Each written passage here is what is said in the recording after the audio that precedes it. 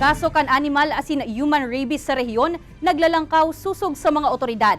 Mga dapat gibuhon en kasong makaengkwentro nin rungaw na ido aramon sa report na ini. Karon na subuot mga aki ni Matetan sa iya mga atama na ikos na sina Oily, Mali asin Klein. Iyo po, garo, kompleto ang aldaw ko pag naihiling ko yan.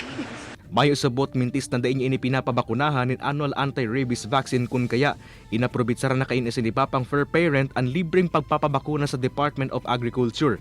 Igwaman ning libreng castration asin ligation operation.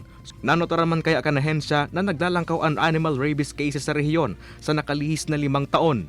Igwaning 78 animal rabies cases kan 2020, 83 kan 2021, 48 kan 2022, 68 kan 2023, asin pa man natapos ang first quarter kan 2024, may naikurit ng 10 ang ahensya. So, yun po yung gusto natin ibaba ang na hindi tayo masyado mag-increase much kasi alam naman ho natin na this rebounds viral disease. This is a viral disease which can eventually cause death. Nagluluwas man sa datos kan DOH Bicol na 100% ang inilangkaw kan human rabies cases sa 12 kaso po kan Enero hasta Marso ngunyan na taon kung ikukumpara sa anong nakaso sa parehong panahon kan 2023. Bakunado man po sindaning sa rabies vaccine, halos na-eliminate na po ang chance na sinda po magkaugwa ng rabies. Ngayon po, ang rabies po, highly fatal po siyang disease. So pag once na nagka-rabies po, parang na siya, siguradong mamamatay na.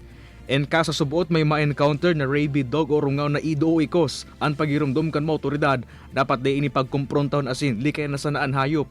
I-report tulos ini sa mga otoridad siring sa municipal o city veterinary o agriculture office.